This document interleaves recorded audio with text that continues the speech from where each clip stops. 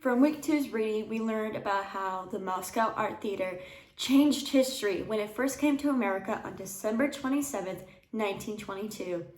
The MAC coming to America was a huge breakthrough for American theater because it introduced us to realism in acting and in stagecraft. Actors from the Moscow Art Theater amazed audiences and critics alike with their detailed performances and deep emotions when performing their characters. So much so that they inspired other actors to dedicate themselves to this new evolving method of acting, including Harold Clurman, who recruited Cheryl Crawford and Lee Strasberg to build a new American theater known as the Group Theater. Although the theater appeared promising with their artistic vision and talented actors, the theater was a bit of a failure. It was hard to compete against Broadway, who prioritized commercialism over real artistic passion. But Clurman had a strong belief. He believed that theater was something, that it should mean something in people's lives. It was not just to entertain them. Even though the group theater may have fallen apart, it was not a complete failure. It brought a new energy of acting to American theater, opening the door for realism, commitment to ensemble, and a desire for artistic meaning, all traditions and practices of theater that we still use today. In Richard Brestoff's chapter of The American Revolution, he mentioned multiple exercises where actors would perform in order to improve their focus and observation skills. This would also help them to move their bodies and learn how to use their bodies when performing.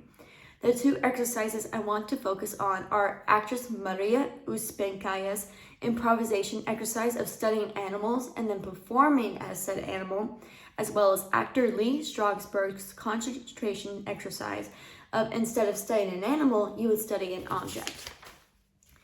In Uspenskaya's exercise, actors were to study an animal at home, at the park, at the zoo, any animal of their choice, so long as they were able to perform this animal in class.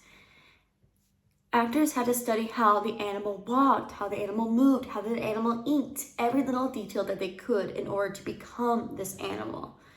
I believe this is a good method to ease actors into the study of character. By analyzing the animal of their choice, actors are practicing paying attention to detail and learning the different ways they can use their bodies on stage, awakening muscles that they might not even know that they had. I also believe that common knowledge can only get you so far. You have to get more specific with it. For example, anyone who has seen a dog could probably pretend to be a dog, but that's not going to be enough when performing the animal on stage. You have to get specific with it. An actor, for example, could study the difference between a dog walking around on 4 legs versus a dog walking around on 3 legs. The 3-legged dog is going to struggle a bit more. They're going to have a little bit more hop to their step. Or an actor could study how the difference between a stray dog versus a trained dog when presented a plate of food. The trained dog's not going to react, but the stray dog, if they're hungry enough, is going to lunge for that food. In Strasberg's exercise, actors are given 3 minutes to study an object. They had to memorize the object's size, weight, shape, every little detail that they could. Is the object soft, like a scrunchie? Is the object heavy? Is the object a cookie? Does it smell good? All those little details. Once the 3 minutes were up, the object was taken away and the actor had to describe the object.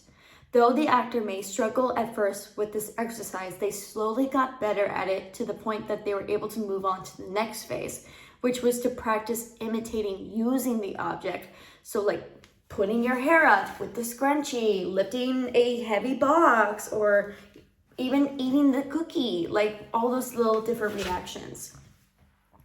Personally, I think this exercise is a really good one as well.